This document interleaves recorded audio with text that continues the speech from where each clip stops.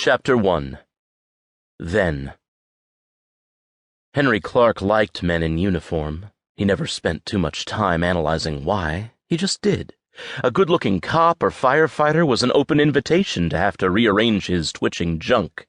Kick that up a notch to military, and it was an instant hard-on. If said military was brass, his cock literally wept. Strong, in charge, cocky men were always Henry's weakness.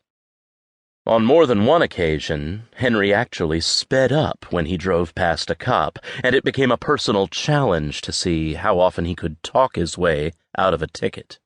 Well, he wasn't quite talking, but he was using his mouth. His close rate, as he liked to refer to it, was in excess of 45%. Repping heart drugs to cardiologists for one of the big pharma companies was his first job out of college. It didn't take long to start enjoying the freedom of being on the road and being in different places, meeting new people every day. Tall, lean, and ginger-haired, with a strong square jaw and eyes that appeared violet in the right light, the receptionists in the doctor's offices loved Henry's visits.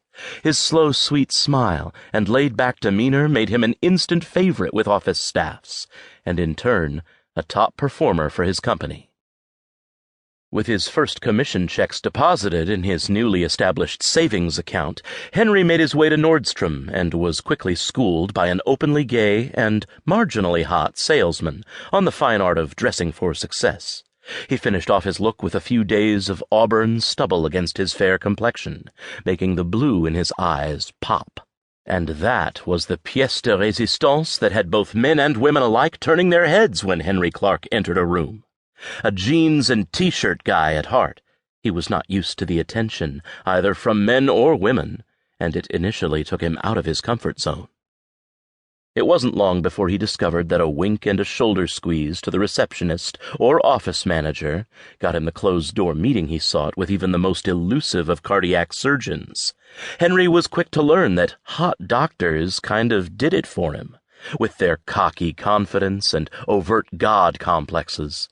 Surgical scrubs and white lab coats were quasi-uniform-like, and he soon realized that arrogant cardiac surgeons were almost impossible to resist, and they weren't used to being resisted. Their professions demanded they be the ultimate control freak, which provided the perfect top to Henry's preferred bottom. Like military officers, cardiac surgeons invariably made Henry Clark's cock literally moist with desire. An outgoing child, he was only 9 when his first sexual encounter occurred. His mother's cousin, Iris, had come to live with them and babysat for Henry and his little sister, Emmy, while his mother, a single mom working 2 and often 3 jobs, was at work. Cousin Iris was a sensual bottle blonde with a perfect round ass and nipples that always stood at attention.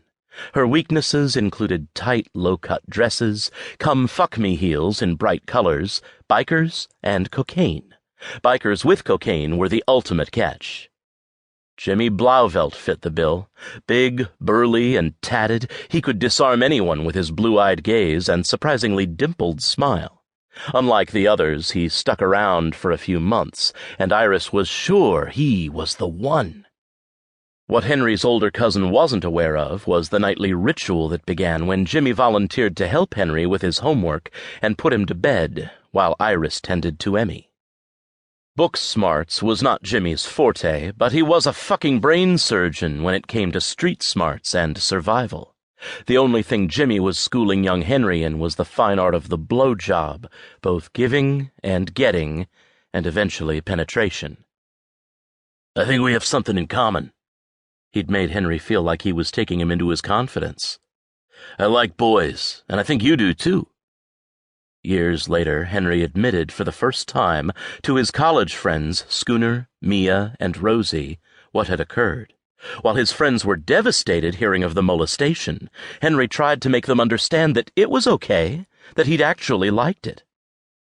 He loved when men more powerful than he took control of his body. Men using him for their pleasure was actually a turn-on for Henry Clark. He knew that not everyone would understand that, but that was just how he was wired. When Jimmy finally left Iris, a depressed Henry spent months daydreaming that